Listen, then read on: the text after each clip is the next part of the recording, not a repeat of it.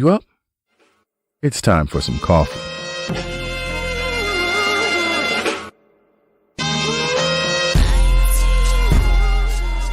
Hot, bold, and full of flavor.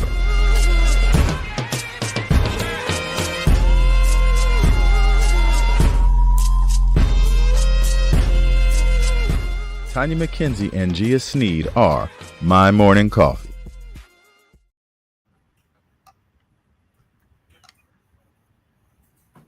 Well, what's up, everyone? Welcome to another edition of My Morning Coffee, where the conversation is always hot, flavorful, bold, all that good stuff, right?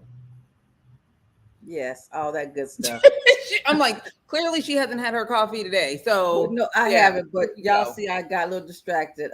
Miss Ella, for whatever reason, today is acting a little needy and trying to be on air. So y'all forgive me, but Ella's here, so Well, all you paw loving people already know your pets is about as needy as an infant. So, it is what it is. Bring your kid to work day, whatever. Yes, that's what it is. Now now that I'm newly retired, it'll probably bring your kid to work every day because look at her. See, look, just all in your face, just all in your face. Exactly. So listen, we had that conversation about you feeling some kind of way about retirement. Now that it has sunk in, you still feeling some kind of way? Are you good with it now? Because I've seen you all in the streets doing way too much. I couldn't even keep up with your big booty. Just all in the streets of LA. So how are you feeling now about retirement? I still kind of feel the same way. Yeah. I didn't think retirement was gonna. I didn't think I was gonna feel that way. And I have friends who retired, and I was like, I would tell them, "Girl, go and retire. You go, have a good time." And now that it's me, I'm like, "Oh, okay." So yeah. I don't know. Well, it seems like you're filling your time with so much. So, what would your advice be to people that uh, think retirement is going to fix everything and they're going to feel so fulfilled and it's going to be amazing? Like, let the people know because I'm not sure everyone expects. And I'm asking this also, and I don't know if it's because you were a police officer or what, but I know that people after they retire sometimes they start having problems in their relationships. They start having midlife crises and things of that nature. So I don't know. Let the people know, like, how do you prepare for retirement? I'm gonna say, how do you prepare? I don't think you can prepare. Retirement is, no, get me wrong. Retirement is fun. The fact that I don't have to report to anybody and answer to anybody. That's the cool part. The part what I would say I was feeling kind of funny about is because when you have a career, or you feel you feel, I guess you feel worthy.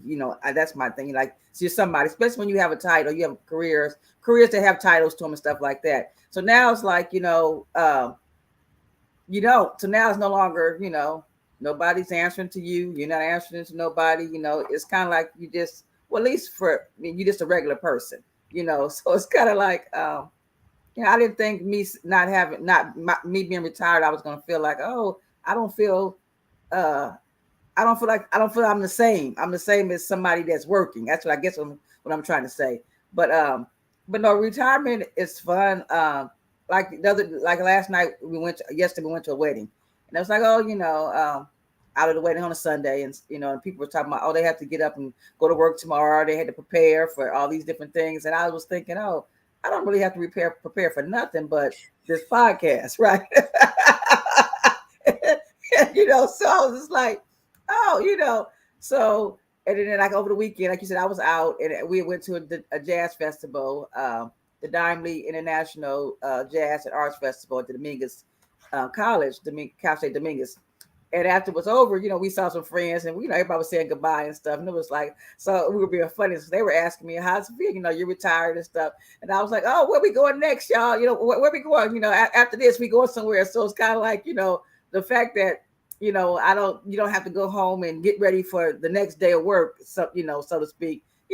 That's kind of cool. But everybody else, that around you, if they're working, it's not the same. They got to get up and get ready, prepare for the next week. So it's kind of like you're kind of like alone because everybody else is working. that kind of thing and stuff. But Gia, I'm not retired, and I've been feeling like that for a while because I don't have a 9 to 5, right? And then yeah, we have, like you said, our friends that have their 9 to 5s, and they live Monday through Friday. So their Saturdays, you might be vending because you do still have right, another career, right, but yeah, they're living their best life when we wind up finding ourselves committed to clients and clothing and events and stuff yeah, during the weekend. So I think there's always just a space where we are in a different space than our friends or our social circle, and how to yeah, balance that becomes like yeah, our daily balance is like, yeah, how do we yeah, balance my homegirls who got these 9 to 5 stressful jobs that they complaining about all the time, but we have, unscheduled hours and still lots of work and stuff yeah. to do. So I don't know. And, I think and there's always I still know how I'm feeling because I haven't gotten that first retirement paycheck. So that that's the thing. So so the jury is still out because I already know what that's gonna look like. But see, people have been laughing at me because I've been telling people, now that I'm retired, look, I said, hey, I'm on a fixed income, y'all, and stuff like that. So everybody's laughing at me. But I'm like, well, I don't really know what that looks like. But my friends who are retired, they're saying that I'm gonna love it. It's gonna be good, and my money gonna be all right, all that kind of stuff. But I ain't got that money yet. I ain't got that check yet. So I don't know. And then going through this whole process of retiring, at least for us, we have to fill out all these forms and stuff. And I haven't filled out forms for a job in over 30 years, right? So now there was, I had to fill out new medical insurance stuff and this stuff that I wasn't thinking about, even new, like your new W-2, because now that, now the government want to know your status changed, but they still want their money, right? So they start asking you stuff. Like one of the forms was asking, they would ask about your spouse, how your spouse's yearly income. My spouse IRA. So wait a minute, what my spouse is making, that kind of thing. So stuff like that was kind of odd. So so doing all that and trying to figure out, okay, and especially really is the health insurance piece because now it's like you got one health insurance company and you got one dental insurance that does all this, and now retirement. It's a little different. So it's like now, like the dentist that I had with the one dental insurance, well, the new dental insurance I have, that dentist is not under that, I guess network. So now, so now I gotta find, now it's like you gotta find somebody new. Right. So stuff like that is the stuff I'm like, I wasn't prepared for that. I just thought, I'm gonna sign a paper, said I'm gonna retire on this day and everything gonna be kind of like the same. But so that kind of has changed. So, dealing with that and then, waiting to see because, all these everything's an agency, right? So even in retirement, even the pension, it's an agency, right? So it's like, okay, so the question everybody want to know, when I retire, when the last day the county gonna pay me, when is retirement gonna pay me, right? When my money gonna come, When my money so come. Right. So then they say, oh, it can take up to 10 weeks. So you'd be like, up to 10 weeks. Hey, hold up. I'm supposed to eat. A sister girl gotta eat, stuff like that. So those are kind of things. It's like, oh, I hope I'm not one of those ones that it takes 10 weeks to get their check, and stuff. But we'll see. But if not, I might be calling some of y'all up. Hey, I got you. Frenchie said he got you too. We can cook it up. So, good morning from Wichita, Kansas, Miss Deborah Lynn Washington. She said, hold on, the money will come. I've been retired from the U.S. Postal Service for 7 years. Still hard to believe. Deborah, that's wonderful. And Deborah's living her best life. She is. Deborah became, Deborah's the president of our Cup Crew fan club. Yes. If y'all didn't know, and even if she didn't know, she know now. She the president, right? So Deborah been following us since we started our podcast, and Deborah lived her best life. I love Miss Deborah. Pop up in California, like right? She popped up. I met her family, so we done became family and everything. But Deborah got the cutest. Oh, her grandkids, Tonya. I don't know if her grandkids. They're so cute. They're so cute. I need to see. And her youngest one, she used to call her Boss Baby, but then Boss Baby said she didn't want to be called Boss Baby no more. So, so she stopped calling her. But I told Deborah she always gonna be Boss Baby to me. So wherever to my comment, I might say Boss Baby or something like that because she's so cute. She and actually she brightens my day when I'm down and I look on social media and Deborah's posting and I see her little granddaughter and that little smile, that little face of hers, I was like, oh, okay, everything gonna be all right, and stuff. Yeah, Deborah, you might need to be posting about your daughter because all the bad news that's been in the news lately. But Deborah, she's enjoying retirement because she be doing stuff. Her and her husband, they be everywhere. She be going to concerts too in Wichita, and I be seeing her posting stuff. I'll be using those fans that Deborah made for us as soon as we actually get some heat out here in California. It's been freezing. It actually started raining again, so I'm having May grays. Yeah, I don't know what it's called because I was a little upset this morning. I went outside because I didn't know it was raining, and I didn't cover up any of my little patio stuff, and I had put some new patio stuff down. Right? Why is all my pillows wet? I'm like, wait 1 minute, stuff. So I was like, I didn't know. It ain't going your way right now. Right, stuff. But and it's ugly out here, so it's like, it's overcast. It's just killing us. But hopefully it'll burn off, and we'll get some sunshine. And hey, yeah, we will. Well, listen, since we didn't already talked about you being in the streets, today is Royce's birthday, so I want to shout out to Royce McKenzie. He's happy birthday, Royce. And with that being said, I see our guest is now. 15. He'll be 15. So get 15. Ready for permit. Okay. So exciting, right? Yeah, 15. Wow. Yeah. So I saw the picture. I saw the picture. I'm not gonna say cute because he's the handsome baseball picture she posted. And when I saw, I was like, shoot, Royce is looking like a little young man. I was like, Tonya and Ray, they better watch out because I know them girls. I know them little girls at the school. I know. I told him when he sleep, I'm gonna go cut off them little chin hairs on his chin. Make sure he don't. You ain't that grown yet. I'm not ready for all that. So whatever. But we're gonna bring in our guest because she has. I'd call her a professional mom. She has raised 3 amazing sons in Inglewood, California, all Grammy nominated. She has all of her scruples. She looks amazing. Most people would say, how do you do that? Like, people ask me stuff all the time. How do you do that? How do you balance all these schedules? How do you blah, blah, blah? Jackie be taking care of herself. She'd be on them streets looking good. Stevie Wonder done showed up for her birthday.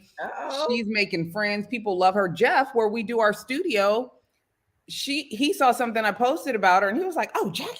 That's what everybody does. Oh, Jackie. Everybody know Jackie. Everybody know Jackie. Everybody know Jackie. So we're going to make sure that the people today get to know Jackie. So without further ado, Miss Jackie Gouché, how you doing? I am amazing. How you ladies doing? Hey, Jackie. Hey. I got my coffee. All right. The morning coffee show. And my fan. Ask people. We have look, I know that fan. I know that's right. I got mine somewhere around here too. You guys are crazy. We used to ask people, and just haven't in a while, is what's in your cup. So what we would like to know, and what's in your cup is really a metaphor for how you're doing. So if it's some Hennessy in your cup, like maybe you're just having a crazy morning. If it's some chamomile tea, maybe you need some relaxation. Why don't you tell us what's in your cup this morning, Miss Jackie? Well, in this cup is just plain old Folgers with some non-dairy creamer. All right. But in my cup, oh my goodness, my cup runs over, girl. Talk about it. Running over. You mentioned my sons. So in my cup is just all this love that I have for my amazing children, my amazing grandchildren. I heard you guys talk about Deborah Lynn's grandchildren. I have a couple of granddaughters. So what's in my cup is now just love and the desire to enhance the lives of the people around me, to continue to minister and to speak into people's lives and share with them the wisdom that I have gained over the years. You mentioned my birthday. I just celebrated a big milestone. So what's in my cup this morning is I'm still trying to adjust to that number. I don't feel like it. Let's talk about that number because I see you like me. See, everybody want to know. We want to know how old somebody is, and like you said, you celebrated a birthday, but you didn't say which birthday. You said it was a milestone. So yeah, are you gonna share? Yeah, I don't mind sharing. I just turned 60. So all right, well, we'll go to the 60. Look, 60 and sexy 60, yes, girl. That's right. That's right. We got to let them know. We got to let these young women know. And that's stuff, right. They should hope to reach that age and have it going on like we have it going on. Exactly. Girl, I don't know you. I don't know you through Tonya, but I hear you got it going on. And what I do know, when Tonya said you was coming, she was trying, you know, Tonya, because I'm the one, you know, Tonya do all the research, y'all. I ain't gonna take no credit. She do all the research and stuff. I just show up and you know, and just show up, you know, that kind of thing. I ain't gonna say what else, but so, you know, and she be sending me stuff, telling me that, you know, to do stuff, and sometimes I do, and sometimes I just don't. I be busy, you know, right? So when she was telling me about you, and she said, yeah, you know her, you know, because Tonya think I know everybody, right, you know, and stuff. So then she started mentioning your sons, and I said, oh, wait a minute. I said, so I know one of your sons. I said, DSmoke. I said, DSmoke mama, go be on the show, like that, you know, stuff. Like I really know DSmoke, like we buzz and stuff, but I know him because I told her how I know him. I watched there was a show, a Cypher, and he was, you know, and that's when I started following him, because he was, you know, on there, you know, we and my husband were rooting for him, you know, to keep going to each level and stuff. So I was like, oh yeah, I know DSmoke, you know. So I said, yeah, he from my hood, he from Inglewood, you know. So yeah, so now I'm gonna get to know DSmoke mama. So Jackie, look, let us know. We want to know all about you, girl. Okay. I want to get all up in your cup. Thank you, Deborah Lynn. Where you want me to start? You want me to just start from? Well, this is where I actually want you to start. How did motherhood change you? I want you to talk about what were you doing before motherhood, and how did motherhood change you? Before motherhood, I was singing. I began my career in music as a background singer. Well, no, I began as a singer on a show called the PTO Club with Jim and Tammy Faye Baker. You got to be over 50 to know who they are. But I started. This was on that show, girl. I was a PTO singer at the age of 18. And every morning my mom and grandma would turn on the TV. They'd be so proud to watch me sing. But from there, I went on to start singing background for different artists. And then I always had like this desire down on the inside to be a mother since I was a teenager. And that came from the things that I missed in my childhood. I wanted to have children so that I could give them what I didn't have. And so it was always a desire, since like the age of 15. But once I became a mother, Deborah Lynn remembers Jim and Tammy Faye. Yeah, I was on that show. But I became a mother at the age of 21. And there's no simple answer to that question, Tonya, because in the midst of getting married and becoming a mother, I also got involved in drugs. So I was addicted to crack cocaine while I was having my babies. So one of the many things being a mother did was it gave me the motivation to be sober. So I had 3 boys back to back, Davion, Daniel, who is DSmoke, and SIR, Daryl, who is, people know him as the artist called SIR. And a lot of people don't even realize that that's his real name. His name on his birth certificate is Sir Davion Farris. So I had the 3 boys back to back.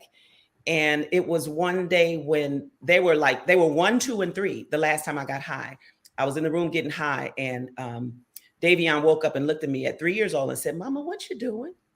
And that was a turning point for me. That was the day I decided I'm either going to be a drug addict or a mother. Can't be both. So You were, Wow. okay. So let me just say this. There are people that feel like if other people love you enough or talk to you enough or chastise you enough or judge you enough, it will get you out of your addiction. Right. I'm going to show them how awful this can be, or how much I can love them, or how much better their life can be. What touched you? Because obviously it wasn't someone else telling you not to do it. No. Where did it touch you for you to say, and like, talk about how you felt for you to decide, I'm done with this? What people who never dealt with addiction don't realize that typically the person who's an addict doesn't want to be an addict. You know, at least that's my experience. They don't want to be like that, but you are driven. It is a power and a spirit, if I could use that term, that drives you. And unless you and only you decide that you don't want to be like this anymore, there's nothing that anybody said to me that made me stop getting high. And I was, they were like my brother. One time, my brother Anthony tried to choke me out. He was tired of me, and so he decided he was going to choke me into sobriety. But obviously, that didn't work. But it has to come from the inside. It has to come from a desire of that person who is an addict to no longer be an addict. And then this is the key: you have to be honest with yourself first. And then you have to be honest with the people around you, and you have to reach out for help. But it only comes it came from me. I was the one who decided, okay, I don't want to be like this anymore. And even then it was a fight, So for the first year of my sobriety, I gave all my money to my mother because I was honest enough with myself to realize that I couldn't handle every time I got some money in my hand. The first thing I wanted to do was go get high. And it's a physiological drive. I understand addicts, and I also like to tell people, don't preach to them, don't judge them, just love them. Don't give them the keys to your house or your car, but love them. You know what I mean? What does that look like, though? And I think many people struggle with that when they have addicts in their family, in their households. What does loving someone through their addiction actually look like? Because I can see that could be hard for people. Because, like you said, you think about when you were using, how your brother, he choked you. He was trying to choke you out to get you to stop. And it's hard.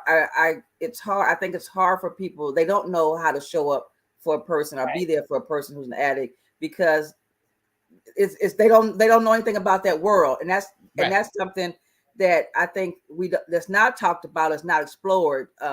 Is that how living with an addict, or dealing with someone that is an addict? How do you love them, or help them? Well, I was fortunate enough to be born into a very loving spiritual family with a spiritual foundation. And I can't go around preaching to people about, what your spiritual walk should be. But in my case, it was my deliverance. I keep using these terms in church. I'm trying not to be too. Look, all right, Tammy. I can only tell you what happened to me, but to answer your question, loving the person, it comes in all kind of shapes and sizes, and there's all there's levels to an addict. I was the kind of addict where, like I said, I was honest. A lot of times addicts will not be honest with you. So there's only so much you can do. Sometimes love looks like shutting your doors and your blinds and not dealing with them. And you've heard the term tough love. It feels like you're being tough. And sometimes you have to, because you have to allow that person to reach a point where they have no options. You have to allow them to hit rock bottom, as they say in the recovery world. And then they can begin to reach out. And when you see them reaching out for help, that's when you can step in and make a difference and help them in any way you can. My mom loved me in a way that I think is completely rare. I would be gone for like 3 days on a binge, and she would have my babies. When I came back, all she did was hug me because she was happy that I made it back. She cooked me a meal, and she let me sleep for 24 hours. And she continued to watch the kids while I recovered. And she didn't preach to me because she knew me. She knew that I was beating myself up more than anybody could get on my case. I was on my own case because, like I said before, I don't want to be an addict. It just, I dove into that world not knowing what I was diving into, the cesspool of addiction. I didn't know, when I asked my husband, okay, that's well, that was my next question. That was my question. It was going to be to you, because a lot of people, we see addicts. Some of us know addicts. Some of us have family members who are addicts, or are recovering addicts, or no longer addicts and stuff. And then also the fact that we just finished this whole series of this show called Snowfall that talked about the drug game and what it did to the inner city and things like that. But my question was to you, okay, and I think you kind of alluded to it without, and you probably don't want to talk about it, or you might not want to mention. How did you get involved in? Because that's another thing I think a lot of people want to know. How do you get involved into drugs? What was going on? Was something going on in your life at that time that drove you there, or were you like once people, I'm going to experiment. Were you hanging out with the wrong crowd? Because a lot of times we get caught up in stuff. Sometimes it's because we're with people and things are happening around us. So we want to fit in. So we going, I'm gonna do it too, and stuff like that. And you got all kind of addicts. You got drug addicts. You got people shopping addicts and stuff. You got people that they want to fit in with a crowd. So if the crowd is doing something, well, I don't want nobody to think I can't do it, or I can't afford something. So I'm gonna go out. I'm gonna buy that. If all my friends got that expensive car, I'm gonna go out and buy it and know that I know my job ain't paying that kind of money. But you know what? I want to fit in. So now I become a different type of addict to that that kind of world. So can you talk about that? What was going on in your life? Because you became an addict young. So yeah, well, it began as in my preteens. I was about 12 years old when I first smoked a joint and drank a beer, and it was consistent marijuana use from that point until I was about 18. And when I went off to PTL, I said I can't smoke weed no more. But drug use was kind of like a part of my family. My father was an addict. He drank and smoked regularly. He was functional. So using drugs, and I say using drugs like marijuana, people don't consider that a dangerous drug. And it's not, it's legal now, so it's different. But I was accustomed to being around that life, the drugs and the drinking and all that stuff. But when I got married, what I did not realize when I first got married was that my husband was a cocaine. He had a addiction to cocaine, but he had been sober for 8 months. And I was 20 years old. So I was a child. I didn't know what to look for. He was tall, dark, and handsome. And he had a straight nose. And I was like, you were fine, huh, girl? He was like, oh, you're fine, huh? So I married him, at 21, and not realizing that he was an addict. He was taking a break. So he started, right after we got married, he went back to using. And so I dealt with him using regularly for a while. And then at one point I said to him, let me try it. He had won some money on a game show. And with that money, he bought a whole bunch of powder cocaine. And then he sat there at the kitchen table for a week and just cooked and smoked and smoked and cooked. He didn't eat or sleep for an entire week. And me and my little youthful ignorance, and I'm actually learning to be kinder to myself, even that young girl who made those stupid decisions. I used to always just look back at her and get angry, like, I don't know, why'd you do that? But no, she was young. She didn't know. I said, let me try it. And that let me try it turned into 4 years of, trying to get off. Mm-hmm. So Jackie, you have 3 kids. Yes. They're still your babies, I know. 3 biological, 1 stepson, 4 sons. Okay, all 4 boys. You're living my life, Jackie, because when I was young, growing up, because we all think about getting married and having kids, right? And I wanted 4 kids, and I wanted 4 boys, and I said I was going to be a sports mom, and I had my life planned out. I was going to have 4 boys. I was going to meet my husband in college. I was going to have 4 boys. I was going to be a sports mom, and I was going to drive a van, and I was going to take my sons to all their games and stuff. That was the life that was Gia's life. That's your plan. Yeah. Who gave you that dream? No, that was me, Tonya. That's what I wanted. I didn't want, and here it is. I don't have any kids, no any biological kids. I have 2 bonus kids, but and I have 3 grandchildren now. But to hear you say you have 4 boys and stuff, like, oh, that was my life. I wanted 4 boys. Yeah. Yeah. I'm laughing because I hear you say what you plan on doing and it didn't happen. That's typically what happens. We make all these plans, but God has other plans. Exactly. Lee said, hey, ladies, I love seeing you, Jackie, and hearing your story. You are very motivational. Tell your truth. Thank you, Lee. And Miss Deborah, I listen to Sir on Pandora all the time. I love him. I know. He has great music, right? Great. And it's cool that I can say that as his mother, not because I'm his mother, but because he really does have great music. Well, Jackie, you have good music too. So, then there's that. Oh, I did want to ask you though. So your parents, did you grow up in a pretty religious household that was anti-secular music? And then how does that reflect on your boys? Because they're not in the religious music piece? They're Like, not, they're not into the church. So I'm telling you, they're not into the church. Talk about that. Well, so my mother grew up in a very religious, oppressive household. And so when she had us, she decided she was not going to force any of that on us. We did go to church because she played in church. So we went to church regularly. But when we decided we didn't want to go to church, we didn't go. So it wasn't forced on us. But as far as my boys are concerned, it was after being sober for 1 year, I got hired at the job where I am now, which I'm still the minister of music at Bible Enrichment in Inglewood.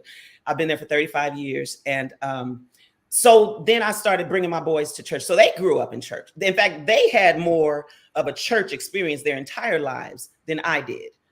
But then they grown now, so I can't make them do nothing. But they still love God. You know, they have a relationship with God. They have a foundation. We all, I think all of us in the Black community, we have a foundation in the church because either our parents, our grandparents, our great grandparents, they was in church. They took us to church. And like you said, you as you become an adult, like I grew up in the church. I was in church every Sunday. But once I became an adult and went off to college and stuff, I could choose to do what I wanted to do. I wasn't living under anybody's roof that said you got to get up in this morning, put this dress on, and go up in this church house and stuff. So I stopped going to church like I was going when I was younger. I was there every Sunday. I was in a little youth choir, all that stuff, and that was my thing. But I haven't lost sight of those beginnings and stuff. And church is always, I always tell people, you don't got to be in underneath the church roof to worship God, stuff. And so as long as that foundation is there, I think that's good. Yeah. And it's that foundation that kept me sober. Mm-hmm. And it's that foundation that gave me the strength to raise those 3 boys. My husband went off to prison for 6.5 years. And so I was a single mother to the boys. And it was my spiritual foundation that gave me the power, the wisdom, the grace, the strength to do what I was able to do. Now, Miss Jackie, talk to us a little bit more about your relationship with your husband, especially after you decided to become sober. What did that relationship look like? What was that dynamic like? And what is it like now with y'all and the kids? And talk to us about that whole thing. Well, he came home from prison in 1994. The boys were 8, 9, and 10. And from that point until the boys were grown, our entire focus was being good parents and providing our children with the things that we never got. The teaching, the attention, the focus. We had, I like you said, I lived your life. I put them in karate, baseball, football. They had everything, and but my husband and I, our entire focus was parenting. And so, and then the best thing about our relationship back then was sex. So obviously we had back-to-back babies. So we, that part of our life was beautiful. It was being mom and dad, and then sex. That was it. But we were both totally ill-equipped for all the things that go into a successful relationship. Neither of us had learned how to manage money. We didn't know how to communicate. We just were kind of lost as far as the relationship part goes. And we had so many shortcomings and weaknesses. Like in his case, he was raised by his grandmother. He didn't have a relationship with his mother or his father. So there were some things that were missing. Yeah. And I'm not saying this to put him down. He's a wonderful man, and he and we're not married anymore, but we're friends now, and that's a whole nother story. I probably need to write another book. We probably have to have a part 2. We'll bring you back on that because we can have a segment about relationships and stuff, and and how you're in a relationship and no longer in that relationship, but sometimes you become better friends. The whole dynamics of that, and he still loves all these bonuses. Because he still loves her a lot, Gia, a lot. And I love him too. I do. I just heavy. And all in the eyes. Mm-hmm. Just be seasoned with love. The thing that I like to, it's kind of joke about it, but it's real. that I was 20 years old when I got engaged to him. And right after I turned 21, we got married. I was a child. My prefrontal cortex wasn't even developed yet. So I didn't know what I was doing. I didn't have the tools. I had never heard the term red flag. There was a lot of them I just didn't know. I didn't recognize them. Look, all you saw was a Hershey chocolate, a good old chocolate bar. That's all you saw. He was 6'4". Yeah. Look, 6'4" with that. What you said with that slender nose, girl. You was like, That's yeah, right, you like, right. yeah. That's all I cared about. And he had a good job, so that was also really important to me. But I'm sorry, I lost the question. Well, answer this one. How did you wind up married to this man 3 times? Okay, so see what had happened was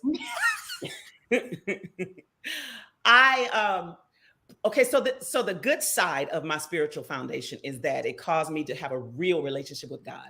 You know, it caused me to be sober and gave me stability. But the downside is there's a tradition and a religious dogma, cultural dogma that is placed on people that is unrealistic.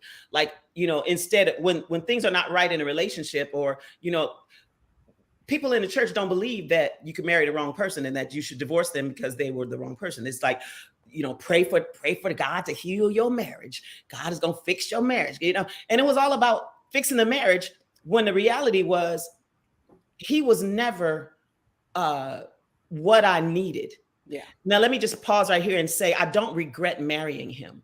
I don't regret anything, because everything that I've gone through in my life has caused me to be where I am and who I am now. And I'm grateful. Mm-hmm. And, you know, and I wouldn't have had those 3 amazing sons if I had not married him. But I can back away from the religious perspective, which is don't divorce. God heal your marriage. Let God fix your marriage.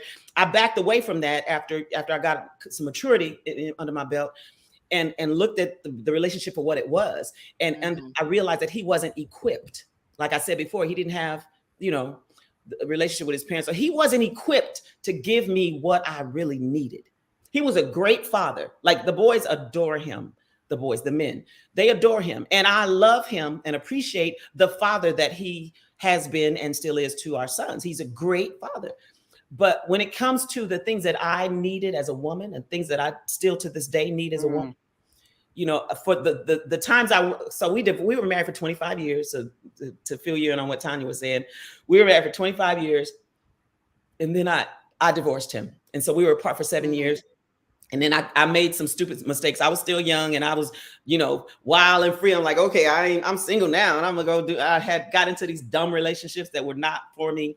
So I felt like I had made a mistake because of the stupid decisions I made. I felt like I had made a mistake. So I figured, well, I better go back to my husband, because that's the one God chose for me. You know, I used to believe that. I used to believe that God chose him for me. Now I understand that we have free will and we choose for ourselves. You know what I mean? I chose him. It wasn't, God is not going to put somebody down here and say, that's your husband and you better stay with him. God doesn't operate like that. Hey, Jackie, let me ask you this. Are there other things that you grew up being taught that you had to unlearn? How much time we got? We got a little more time, but see, Tonya, you cut her off because I want to get into the story. I'm into, okay, so y'all was married, you divorced, you was out there doing your thing, you know, hey, you know, all in your cup, just a few frogs and stuff. Yes. And then you said, wait a minute. So then you go back to the husband because you're comfortable. It's something you know, it's a comfort zone. Exactly. So y'all go, you go back. Okay. We go back. 2 years later, I realized nothing has changed. Okay. You know, he loves me in his own way, and he still loves me. But he doesn't have what I need. Had I been mature and had I really understood who I am and, you know, knew what was best for me when I was 21, I would not have married him, because I would have realized that, you know, as beautiful a person as he is, he doesn't have what I need.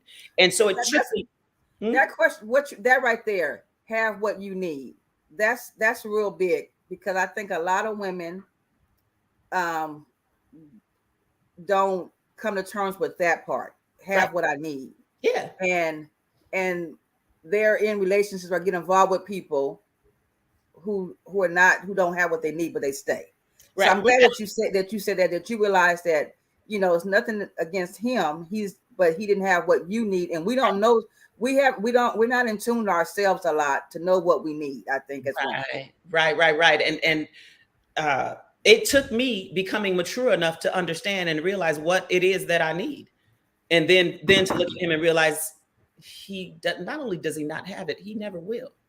You know, there is some, I'm trying to be careful because, you know, I just want to make it clear that I love Ronald Farris, my ex-husband. We are friends now. Somebody said, what do you need? What do you need? I'll tell you what he lacked that I need. Peace, calm, Okay, strength, security, you know, and he's a real hyperactive kind of big kid, like, you know, and so you said security, and then you said he always, you know, he had a good job, he's a good provider. So what's missing in security that he's not giving? And does he understand the difference between the security that you need and the security that he thinks he's providing? Right. He thinks it's financial, and he has that. I mean, he got that. That's not a problem. It was for a long time, but now, you know, financial security is part of it, but it's not. I'm sorry, I'm reading Dennis's comment. Both of you were searching for answers, but looking in all the wrong places. God or that spiritual foundation cannot be ignored. Very true. Very true. But so when I say have what I need or security, I don't necessarily just mean finances. I do mean finances, but the areas that I'm weak in, I need him to be strong in. You know what I mean? And I need to be able to, like, with whoever my man is, when I come home to him, it needs to feel like I'm coming home to my oasis and my place that I can just lean back on him and relax. And I need the man to be able to say, baby, I got you in everything. Baby, I got it. You know, I can handle this. I'll take care of this. You just relax. That's what I need. And he doesn't have that. He's like, okay, what are we gonna do next? We're gonna go. Let's do that's his nature. And it was driving me crazy. And I don't even know how to explain to him, you know, and I tried, because he doesn't understand to this day, you know, why I made the decision that I made. But, you know, at 60 years old, you kind of know what you want, you know, and what I need is quiet strength. And do you think that he possibly also needs peace, but might be afraid of that? Like, being still. I think some people have a hard time being still or being quiet, or when things are calm, they're actually uncomfortable and sometimes stir up things to get back in their comfort zone, which is mad chaos. yeah. Do you, like, as someone that is his friend, as someone that loves him, ever wish that for him though? Like, Absolutely. There was a lot that I wished for him that I still wish for. I wish for happiness and all that for him now, but I wish for him that he doesn't wish for himself, you know, that his nature, sorry, I'm trying to be careful. His nature is kind of chaotic. It is just kind of all over the place, and it's kind of loud, and it gets attention, and it's, you know, and that's just who he is. And people, it's okay, right? And it's okay. That's the thing. It's okay. That's who he is. And you realize it took you a little while to realize that. And that's what I'm saying. How we as women, we don't. I think we're taught to, you know, be little girls, grow up, find a man, get married, and have family. And we never really. Sometimes we don't get in touch with ourselves, who we are as individuals, and what we really want. Because we just go into it. And then you add that you had kids. So then you become, you know, you're an instant mother. Now your whole focus is I'm raising my kids and stuff like that. And women that have kids, they forget about themselves. Okay. And so then you're in a relationship, you got kids, all stuff's going on, things are working right. You know, I got the kids and everything, life is good. And then you have an aha moment or something, and you realize, whoa, wait a minute, who is Jackie? Or who is Gia? Who is Tonya? And then you start learning who you are. Yes. And then you see, okay, the person that I'm with, maybe sometimes it's not nothing negative to that person, anything like that. It's just you didn't know who you were at the time when you guys got together, and you've been together. And like you said, you stayed, you know, you told yourself this was who you were supposed to be, this is who God sent for you to be, and all that kind of stuff. And then you learn later, no, this is not really who he sent for me to be with. And it's okay, like you said, you're not taking nothing, but you realize that now things that you thought you wanted, you needed, or that was enough, that really wasn't you. Right. And yeah, he's strong. He did provide security. He provided, he had a good job, good home for you, stuff like that. But people fail to realize there's more to us. And we fail to realize there's more to us than that. We think that's all we need. I always want a man with a good job, with a good car, all that kind of stuff. And then you realize, no, wait a minute. Okay, he got a good job, got a good car, but I'm missing something else. Like you said, I want that peace. I want, sit back and tell me, okay, I got it. It's going to be okay. Relax, put your feet up and stuff like that.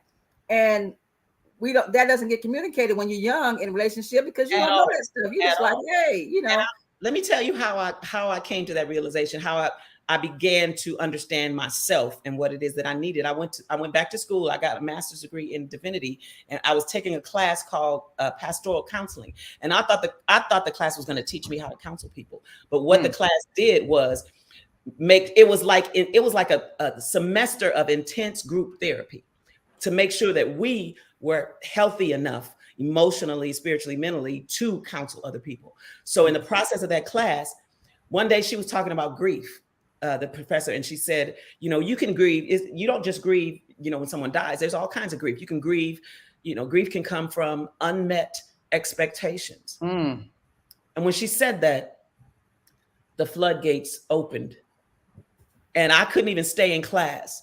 And I'm the oldest one in class. Everybody knew. I'm talking about not cute cry, not tears dripping down. I'm talking about ugly cry. So I had to get up and leave the class because I realized that I had 30 years of unmet expectations. And I was in pain. And that was when I turned the mirror on and just really began to look at myself and realize who it is, who I am, and what I really need. I was in my 50s. I was 50. So I don't know. I got my degree in 2019. So that was 4 years ago. So I was like 55, 56. Just coming to grips with myself, who I am and what I wanted and what I didn't want.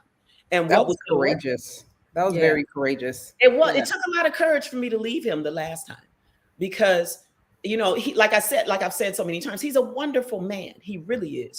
He's a beautiful soul. Everybody who knows him loves him. But I was the only one that was married to him. So, everybody else's perspective don't count when it comes. Girl, that happens all the time. Everybody on the outside looking in, loving something. Oh yeah, stuff like you said, but you living with them. And that happens in a lot of relationships. Oh, I love her. Oh, I love him, that stuff. But we don't know, them and her in that relationship, so. Right. So, but I finally figured it out. And when I figured out who I was and what I needed, then I realized it took me a while. It took maybe a year to realize he don't have it. Yeah. And he won't. He will never have this thing that I realized I needed. What is your advice to people that feel like their love can change someone? I'm under the premise of people are who they are. You cannot change them. And if they want to change, they'll change themselves. But your love cannot change someone. Can you talk to the people about that? So yeah, let me say this. This is the way I look at change, right? When we are born from the age of 0 to 7, our brains are in such a state like a blank computer, and the program is being written on it. So from 1 to 7, from 0 to 7 is when we become who we are. All the things that get implanted in our subconscious mind, they are there. They create this person that we are. And people will always be who they are. And the only way a person can change when first of all, they got to realize they need to change in whatever area. Then they have to you have to work hard to erase that subconscious program and replace it with who it is that you really want to be. And most people are not willing to do that. Most people won't change. Preach. They will change their behavior and their habits, but they're still who they are. And a lot of times they end up going back to this habits or their way of life, because they don't realize that subconscious mind is really governing 95% of their behavior. So ladies, for you out there loving on someone that you feel like that they have ways that are not very becoming of what you need, and thinking that you can just love them into changing you. If he said he don't want no kids, your love is not going to change his mind. If he said he don't want to be in a relationship, your love is not going to change that. If someone shows you who they are, you have to believe them and move forward accordingly. Because until they want to change, you cannot change them. Thank you for sharing that. Yes. Yeah. And I think it all goes back to what Jackie said. A lot of us don't know who we are. And don't know what we want really. And we've been guided by society of what we're supposed to be doing or supposed to have did. And that's right there is the key. You don't drop some nuggets today, Jackie. And we're gonna talk about this some more. That unmet expectations is one. We're gonna have to dive into that a little bit more. And the other one that half the people don't know they need to change, because that's the problem. A lot of people don't know that they need to change, and we need to talk about that too. Look, I am gonna wait for Tonya to look. Jackie, you coming back on the show? Matter of fact, I'm going to put it out there. We're going to ask our viewers. I think Jackie needs to be a regular guest host on My Morning Coffee with us, because all the comments I've been seeing, everybody, look, Miss Deborah told me she catching the plane. Girl, Southwest got a sale right now, Deborah. She told me she catching the plane coming to LA. And when she comes, she like, Gia, I got to meet Tonya and Jackie when I come to LA again. So I will come back as often as you guys invite me. I love it. I mean, you know what? Because when I was a 20-year-old girl, I didn't have a Jackie speaking to me about Jackie. Things. You know what? We kindred souls, because I said it all the time. People say, Gia, why do you do? I said, because you know what? When I was younger, I didn't have a Gia, and I wish I had a Gia. That's why I try to be what I wanted to other people when I was at their age and going through what they were going through. Girl, you know what, girl. Tonya said I was gonna love you. She did. She said, Gia, when you meet Jackie, you're gonna love Jackie. And she right. And now I see why she loved you, because I think you and I, we kind of like kindred spirits. Yes. Ms. Deborah said she's ordering your book. She's about to get that. And then I do want to read what Ms. Donna Cole said, which is, this was a divine appointment. I didn't know I needed to be here. Just wanted to be home and see a notification that said My Morning Coffee went live. During a previous relationship, I thought I needed my help, stayed on repeat. Full circle to now, I'm in such a different place. Peace it is. Hey, peace is important. And I really don't think people Donna, that's my saying. Value on peace in your life. Oh my God. You are willing to sacrifice it for raggedy relationships that do you no good. And we have to put more value on peace in your life, for your mental stability, for your emotional security. Peace is not valued enough in relationships. And I love how you've been able to show that. Jackie, how much of this did you share in your book? I really want to get more into how you were able to do this whole thing and raise 3 amazing boys in South Central Los Angeles, where people think it's so impossible. Oh my God, it can't be done. And you turned around and did it without all of the fluff that can come with some people's backgrounds, right? You didn't have a silver spoon. You made this happen because you put motherhood above everything else. So I do want to ask you slightly how you did that and how much of this is in your book, because there are a lot of people still looking for answers and help when it comes to that. Everything that we've talked about is in my book. Everything except I did talk about the class, the pastoral counseling class, and when I realized, I had all these unmet expectations, that's in there. Everything that I've said is in there. And the thing about raising my sons, I was able to successfully raise them like I did, despite the things that I lacked, because when I was in my teens, I have to tell this quick story. I started taking piano lessons when I was 7. But I hated my teacher because he used to pop my knuckles with a ruler. So I told my mom at 7 years old, I don't want to play the piano. So she said, okay. But when I got to high school, I realized that I missed 7 years and I really wanted to play. And I was angry with my mother because she didn't persist in my piano playing. So I decided at that time, when I have kids, I'm going to teach them music, whether they want to learn it or not, right? So, and the when I have kids, and then there was a lot of other statements that came behind that. It was so strong because I felt the pain of the things that I lacked as a young girl. I felt the pain of my mother not paying attention to me because she thought because I was getting good grades that I was a good kid, and I was out. She didn't know I was out having sex at 13 and smoking weed. She didn't know that because I was bringing home A's. So I decided then I was going to pay attention to my children. Everything they do, I was going to know, so it was the what I didn't have as a child that I determined to give my children that made me able to be a good mother and to be focused on motherhood. And unfortunately, in today's society, there's so much going on. People are grinding. They on the grind, and ain't nothing wrong with a grind. I'm a grinder, but not at the expense of my children. You know what I'm saying? A lot of parents don't even know what's going on with their kids because they're not paying attention. There's people going into classrooms and teaching little 8-year-olds that they have an option. Their gender is an option and they can choose, while the parents are at home, not even aware that those seeds are being planted in their kids' mind and they don't know how to handle it and they're getting ruined. So my point is, as a parent, you have to be focused. You have to be intentional. You have to, keep your children, my sons were my priority until they grew up. Then that's why I was 50 when I started learning who I was, because I was so focused on them, making sure they had everything they need, making sure I gave them everything I had. So, I think you have a little event coming up this week. You might want to tell the people about. Yes, this Thursday, May 4th, at the Barnes & Noble in the Grove in Los Angeles. My sons and I will be there having a book signing. So if you are in the Los Angeles area, I would love for you to come and meet me, get a book. I'll sign it. You meet my sons. We're going to sing a little bit. It's going to be amazing. Okay, Jackie, I'm going to be there because that's my spot. That's my place. But check this out. I was coming anyway before because everything Tonya is due, I'm doing. But now that, now we cousins. Okay. You know what? No, wait, we sisters. We sisters. That's right. We sisters.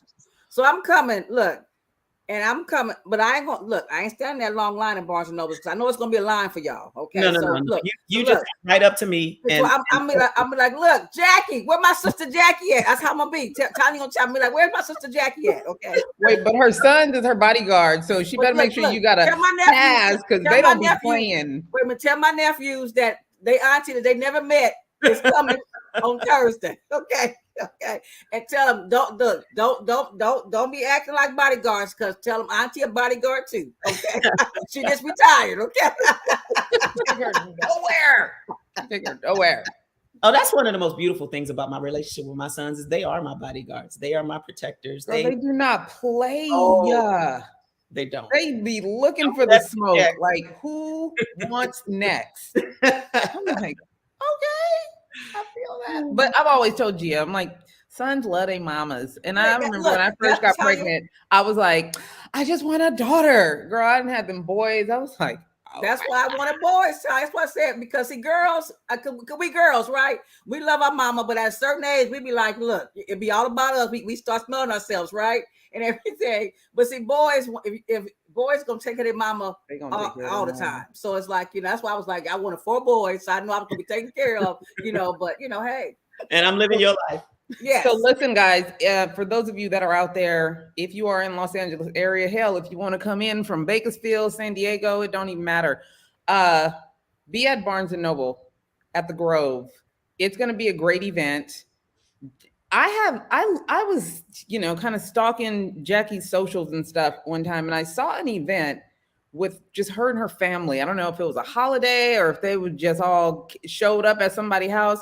They were having the most amazing freaking time, and everybody in the damn family is talented. I was like, he over here playing an instrument, she over here hitting keys that can't nobody else touch.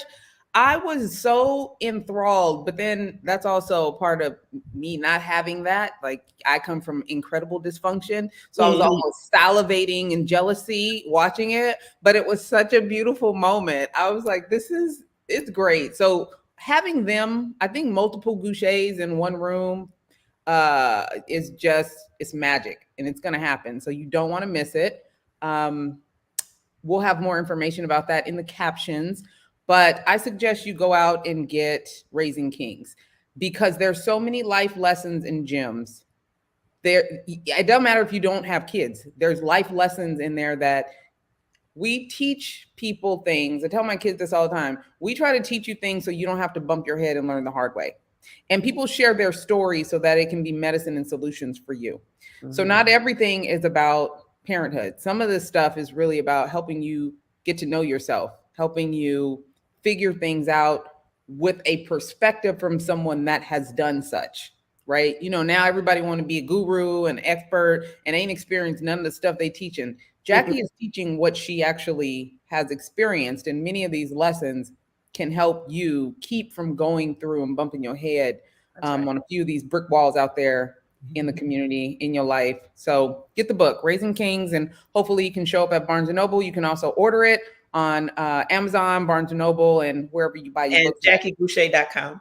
JackieGouché.com, and we'll put all that in the notes. So anything before you, I cannot wait to get my book and see you this Thursday at Barnes & Noble. Lee? That's Lee. I'm looking all right, Lee. All right, y'all go out and get the book. Look, y'all, I'm a little mad with Tonya right now. I'm gonna put it out there because she been you know how you've been searched, you know how people you be searching for people searching for their biological parents, sometimes stuff like that when they adopt and things like that. And I've been searching for my sister from another mother, right? And all this time, Tonya been knowing my sister from another mother and ain't even told me, Gia, I don't found your sister from another mother. She ain't said that. She been keeping you all to herself, Jackie, and she ain't right. She ain't right with that. Jackie be busy. Jackie be busy. You know, yeah. She busy. She's a busy woman. Yeah. Raising kids and stuff. Deborah Lynn asked, would it be better? Either way, Deborah Lynn, either way, you're probably gonna get it quicker from Amazon. So yeah. Oh, okay. The question is, are you gonna be autographing books at Barnes & Nobles? Yes, I am. Okay, so check this out. If I get the book for Miss Deborah, will you autograph it and then I send it to her? Absolutely. Okay, Miss Deborah, I'm gonna get the book for you. I'm gonna get your autographed copy, and then I'll put it in the mail for you. Okay. That's right. You can't come to Barnes & Noble, so right. She can't come. We got you, Miss Deborah. We got you. We got you. Again, thank you, Miss Jackie Gouché, for being here with us today. I appreciate you. Thank you. For love you. I love all your energy. I love all your knowledge, your wisdom. And I do appreciate your time because I know that it is precious. Thank you so much. Thank you so much, Tonya. And Gia. I have enjoyed you, but I'm sure our viewers have enjoyed you this morning. You are a gem. Continue being who you are. Don't change nothing. Continue to let your light shine because it is shining and you are touching people. I know you are. Thank you so much. So what'd you think? Girl, look, I love Jackie. You don't even like people. See, that's what I'm saying. So if I love somebody, you know, they got a good spirit, and Jackie got a good spirit. Because look, I'm loving up on Jackie. Because matter of fact, we need Jackie for our we need to talk with Jackie about the conference. Because I think she would be a good speaker at the conference. Yeah, she's so good at speaking. Yes. She never gets animated. Like she's very always in the moment. Yeah. But I think she would be good. She's awesome. Well, good people. Thank you guys for being here as usual. We appreciate you. We love you. We love our viewers. Yes. We love all of you guys. Make sure that you share this with someone. I know y'all got some mamas in your life that probably need some help figuring out who they are outside of motherhood and struggling with some things in life.